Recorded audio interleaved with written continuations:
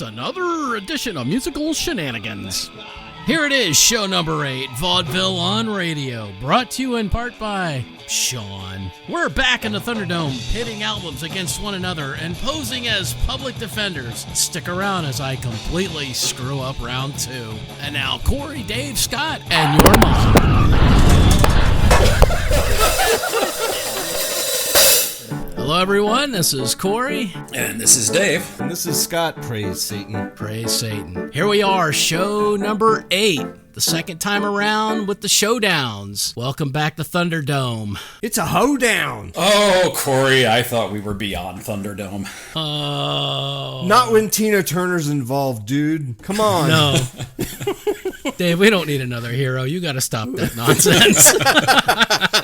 Tonight, today, or whenever it is you're listening, our first round of albums is going to be Eric B. and Rakim with Paid in Full against the Talking Heads. More songs about buildings and food. And in the second round, it will be Cat Stevens, T for the Tellerman, and the Byrds, Mr. Tambourine Man. Woo. So, all right, here we are in round 1. I will be defending Rakim and Eric B., and Dave will be defending Talking Heads. Look forward to hearing your argument, gentlemen. Please, attorneys, lay out your cases. Who would like to go first? I'm happy to jump in and go first. All right, Dave, hit it. All right, so Talking Heads, more songs about buildings and food. So I actually listened to this album quite a bit in high school, actually. For me, the Talking Heads, their whole appeal for me as a kid was just the sheer weirdness of it all. You know, I was just fascinated by it. You didn't really know why it worked, but you couldn't really look away from it either. So the Talking Heads first came out in like 1970s New York punk scene. In fact, their first gig was actually opening for the Ramones at CBGB. Now, they were never really punk, but they still resonated with these punk audiences because, you know, like punk bands, they came out, they played with tons of energy. It was like a nervous energy, and a lot of that had to do with the stage presence of David Byrne. His vocals were stuttered and wild and disjointed. He's passionate, but he's disconnected. He's engaged, but he's confused. He dances like somebody who's heard stories about dancing, but never actually seen what it's supposed to look like. One critic actually described him as a front man who sang a tune called Psycho Killer and looked like he might not be joking. So this was their second album. It was their first collaboration with Brian Eno, and Eno really pushes their sound forward on this album, and that's easiest to see in their cover of Take Me to the River by Al Green. Eno slows down the tempo, he turns up the volume on Tina Weymouth's bass and Chris Franz's drums, and they took this well-known R&B hit, deconstructed it down to its bare essentials, and then built it back up into something totally new. The band comes out with a much more danceable sound, but they still keep that nervous, weird, outsider vibe and that punk sensibility. And in the process, they ended up sort of pioneering all of new wave by bringing punk together with funk and world music. And so while I originally just loved the music, coming back to it 30 years later, I actually have to agree with something I read on Salon.com, who referred to this album as, quote, the funkiest nervous breakdown record ever made. And I yield. To tack on there, I felt that it was very funky and almost like it was in a way a precursor to prog in a lot of sense, in a huge sense. There's a lot of prog elements. Tina Weymouth's bass playing is way underrated. Yes. Way super underrated. She's an amazing player. That shit blew me away. Her playing alone was just like, wow. I wasn't going to be as pretentious as last time. You know, I did the iambic pentameter. It was rather gauche. And then I listened to this album and I thought, no, Rakim deserves iambic pentameter. Wow. Post-production, Cory, start the Renaissance music again. Of rhyme, of verse, of verbosity, grace, Rakim the stage verily takes and owns. Whilst Eric B. drops beats and scratched vinyl, Rakim performs new masterful wordplay. Unbeknownst to rappers in his day, a great pioneer in internal rhymes, multisyllabic rhymes, complexity, I doth say, of literate imagery. Influence in hip-hop to this day thus. For Rakim is but deemed the god MC. 'Tis in the name for the sun god himself. For in his light, descending rappers bask, applying rhymes and poetic word. Rappers hence, duplication attempted. Of an Icarus they ascend quite close. The Kanye of Emu, flight taketh not. This duo, a binary star system, Rakim is but Simon, Hall, and Michael, Eric B. Art, John, Andrew, respectively. Sample sounds, progressions, and regressions. 'Tis Mesopotamia of hip-hop. Paid in full, album of great note, I say, greater than others to this very date. Oh, but across the mat lies heads talking, more songs of building and of food about. For 'tis familiar and renowned here, among us few, we know David Byrne well. Pyromaniac, inflamed dementia, torching his own abode, yet quite unsure. Is it his dear spouse? Is it his abode? 'Tis no disco, 'tis no party, 'tis this, an uncivilized life. The other vinyl, to his name, 'tis better. Betwixt the buildings and the Egyptian, the burnishing god on high, Rakim, heads talking in darkened shadows, doth lie. I yield. Stunning, sir. Stunning. Yes. Absolutely. Yeah. To add on to you, I felt that album, the Eric B. and Rakim, honestly, it surprised me when I listened to it. I don't know why I hadn't heard it before. I have your pastry. Baklava, a lot of delicate, precise layers. Right you are, sir. Yes. Right you are. My choice, interestingly enough, I was going to say bourbon walnut pie. But see, again, the layering of flavors, more nuts, it definitely the honey, that... Talking Heads, a fruitcake. There's a lot going on in there. That's honestly when you're talking about David Byrne. That's not really an insult. Honestly, that's I don't mean it as an insult. I actually like fruitcake. Fruitcake with a cement mixer thrown in, maybe. But yeah, or maybe fruitcake that tastes like a cement mixer, but only if Kenny Loggins is there. Be honest, I really enjoyed listening to Rakim rap on that album. Yeah, as long as he was talking and going at it, I could listen all day long. I did not see the great fuss about Eric B's record scratching and samples and all that. There were 3 instrumentals. It got a little bit much at a certain point, I felt. Those were a bit much, yeah. Some of the sounds, though, that Eric B was doing are things that I have heard later in Beastie Boys, in Public Enemy, in NWA. Yeah, that's true. That's true. A lot of what he was doing, and the different sounds and he had like a different kind of like echo for the vocals going. This album was 1987. Yes. So this is a huge precursor to a lot of that stuff. And a lot of people considered it to be a precursor to modern 90s rap. It is. Before that, I think so. It was more about just the rhyming, and one article I read was more about, getting a lot of the hip hop was about the audience participation. Yeah. Getting the people to sing about the roof. Right. Well, and it was a lot of like high energy screaming stuff too. I mean, Run DMC was really kind of yelling the whole time. Yeah. And then Rakim kind of comes in and he's just kind of like smooth talking through it. He doesn't get I guess he was a sax player and he was really actually a big jazz fan. And so his style was heavily influenced by that, just kind of laid back, do what you need to do. Don't try to sort of steal the mic or steal the spotlight too much. He almost became a quarterback. In an interview, he talks about,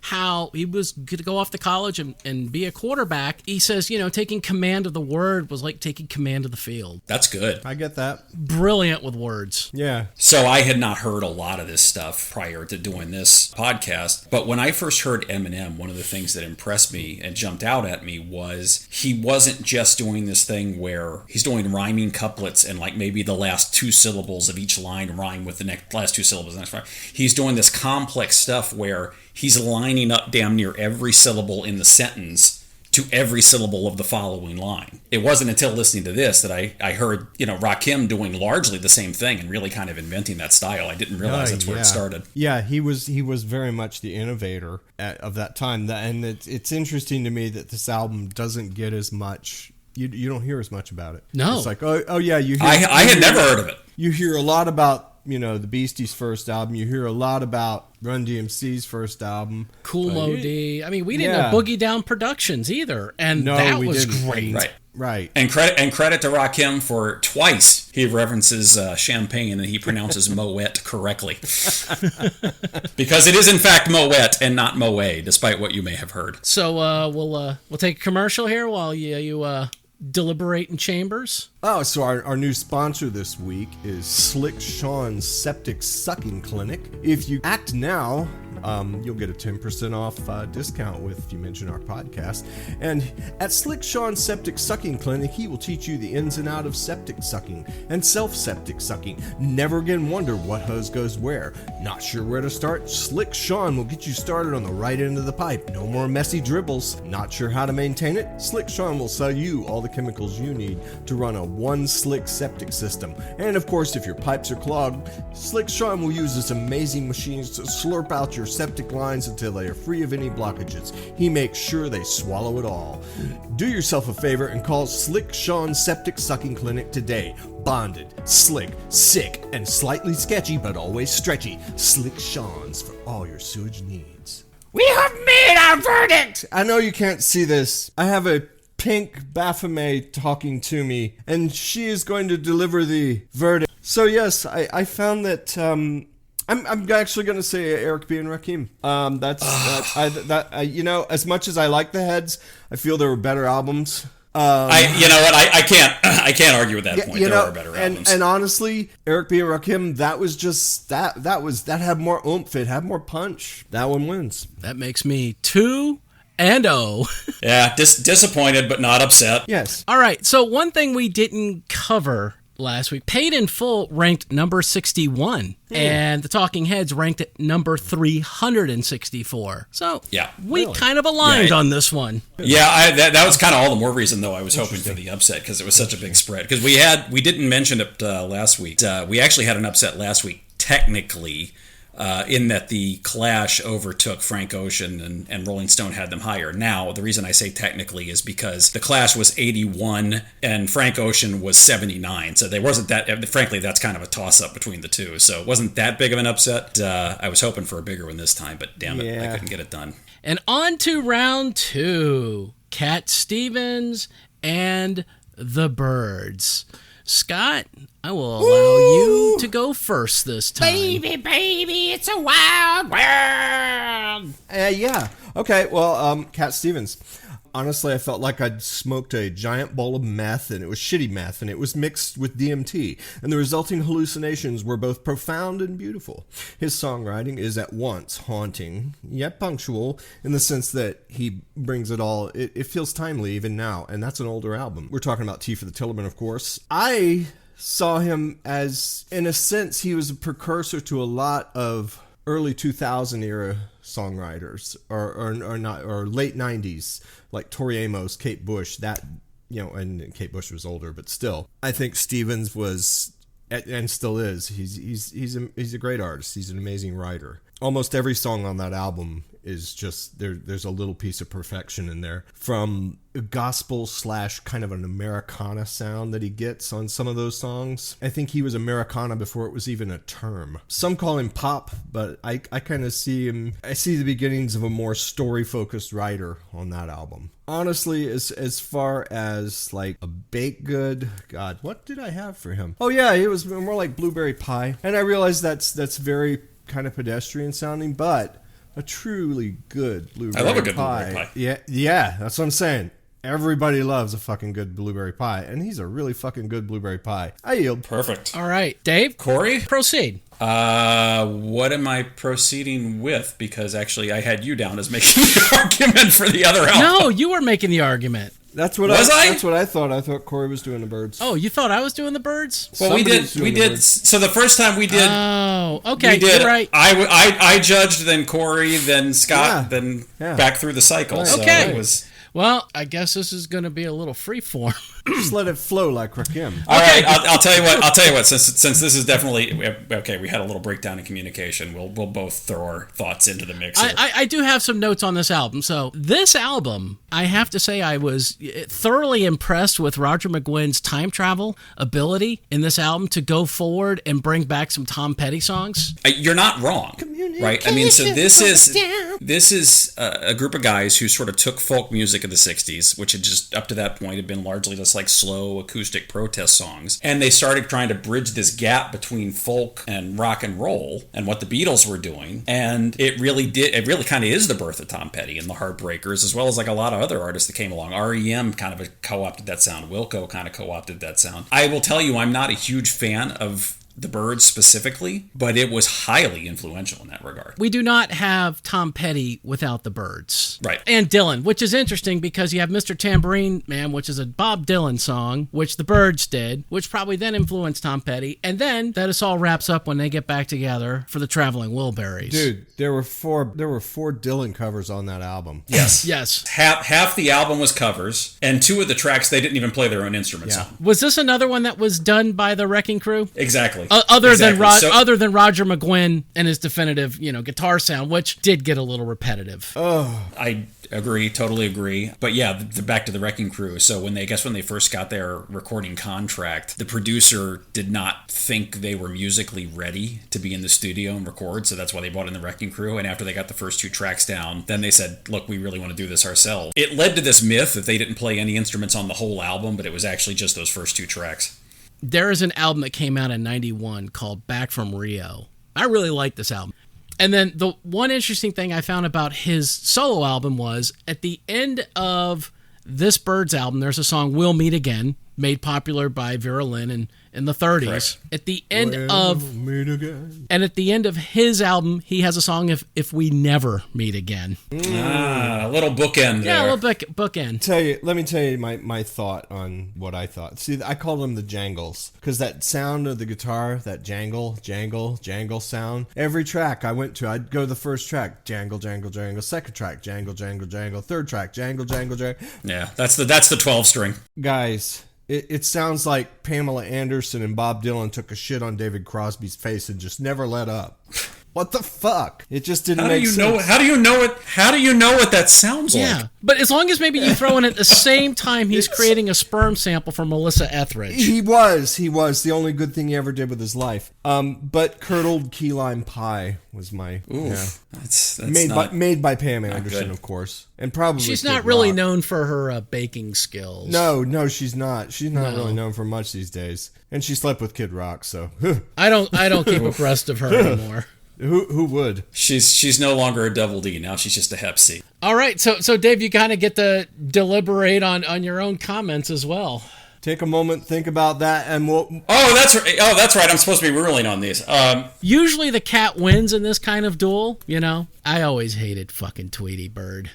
I was always Team Sylvester. Even though when you hear that soft melodic acoustic guitar, my inner Bluto wants to come out and smash it. But, Cat Stevens is not the frat boy sitting on the stairs playing the only 3 chords he knows and trying to, play off Margaritaville to get laid. No. Speaking of the cartoon thing, somebody on Twitter today, it was supposed to be an employee at the Acme Corporation saying to his manager, some dog in Arizona wants to buy a rocket launcher. You know what? I'm just going to send him one of the shitty ones.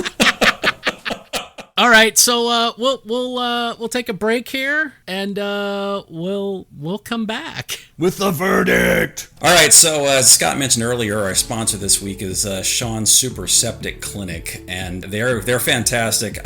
My only regret is I wish I'd called them a little bit earlier. Anyway, we got these low-flow toilets in our house. They're supposed to conserve water. That drill only works if they actually flush efficiently. And after your 3rd or 4th visit to Big Richard's, a low-flow toilet is basically like bringing a knife to a gunfight. I flush, and I flush again, and I flush again, and it's not doing the job. And I go to reach for a plunger. I mean, this is not a job for a plunger. We're kind of talking pickaxe territory at this point. I don't know what to do, so I get in the car and I clean myself up and head down to Home Depot, partly just to put some distance between me and the problem. But then I get to Home Depot and I get to where they keep the drain cleaners, and there's this product there that it's like, well, the label's actually mostly in Chinese, but there are a couple of English words, and I can make out super #1 poo attack and fast stop stink emergency and deep penetrate hole open, and I'm guessing this is what I need. So I go home, I pour in what I'm expecting to be liquid, but it actually comes out like these little crystals, and I can't read the Chinese instructions to know how much you're supposed to use, so I just dump the whole box in. You know that scene in Willy Wonka where the fat German kid gets sucked up the pipe and there's all that melted chocolate behind him and it builds up the pressure until he finally just kind of shoots upward? It goes straight up to the ceiling where that exhaust fan is. I mean, the shit literally hits the fan. Anyway, Sean comes out, pulls the lid off my second tank, and it looked like a woolly mammoth had fallen into La Brea tar pits. So bottom line, don't be like me. Call Sean. Have him come out and inspect your system before you have a problem. He is a great guy, and he will definitely help you get your shit together. All right. Let's let's go back to the show now. I have time to entertain Scott's argument and think about sort of the collective mind meld of Cory and myself there, since we weren't really prepared to do this. For me, kind of listening to these two albums, I've never been a huge fan of either one of these acts, so it was kind of difficult for me. I will say Tea for the Tillerman on the whole was, I'd only ever heard that closing the title track. It's not a great song in my opinion. I didn't expect the rest of the album, however, to be as good as it was going to be. The Byrds ought to win this just based on their influence, like we were talking about earlier with, Tom Petty and REM and Wilco and all these bands. This is about the albums. We're pitting albums against one another, and so yeah, I gotta, much to my surprise, I gotta go with Cat Stevens on this one. Ooh. All right, we accept this loss together. Yes, it's a exactly. loss though that'll come to an end when Guns N' Roses goes up against Cat Stevens, and that'll be a massacre. The rankings of these albums: Cat Stevens was at 205, and the Byrds were at 287. Interesting. Yeah. Interesting. So once again, we have aligned with Rolling Yes, Stone we by did. putting Cat Stevens over the Byrds. Yeah, rightly so. I'm sorry there. The Byrds, just like I said, it felt like Kenny Loggins and Pamela Anderson's love child with David Crosby. They had this weird three-way thing going on, and it was gross, and somebody took a dump, and that was a song for them. And it wasn't pretty. I mean, and then somebody set it on fire, and there it is in the middle of the studio, and Bob Dylan's like, I read some lyrics about it now, yeah, and they were all like, yeah, it's fucking great, but that's fucking, let's put some jangly guitar over it. Perfect. I rest my case. You already won, right? I don't know. I just felt that needed to be said. The Byrds, that loss is on me. All right, so the next David Crosby albums, will be contacting you about that. Yes, I will be dealing with David Crosby. Okay. Yes, but we do know, staying in order here, we do know that on the next show, Cory will be judging round 1, Scott will be judging round 2. Yes, round 1 will be Portishead with the album Dummy up against Kate Bush, Hounds of Love. Hounds of Love. Oh, fun. And then round 2 will be the Zombies, Odyssey and Oracle up against A Tribe Called Quest, the Low End Theory. Ooh. So we're definitely going to be mixing it up. All right, Tribe Called Quest. All right, folks. So join us next time for the next head-to-head Thunderdome style. Head with Tina Turner. Thanks for coming out. We'll Fine. we'll see you next time on Show 9. Bye. I, Baphometus, will be the judge of this, and you, Scott, do you know how a podcast works, Yeah, Scott? only Scott does a visual joke on a radio show. He is the Owen Help, ladies and gentlemen. Just walk with me, okay? For fuck's sake. Wow, guys. Damn. Way to take the wind out of a dude's sails. My cohort here. Baphometus will decide! Once again, Nobody can see that. Fuck. Sometimes, man. Baklava! Baklava! We like baklava. We like Kenny Loggins, too. Bring Kenny Loggins to me naked and set him on fire. We want him set on fire. Everybody must set Kenny Loggins on fire. I don't know why I'm doing this. It wins! It is the winner! Kenny Loggins will fly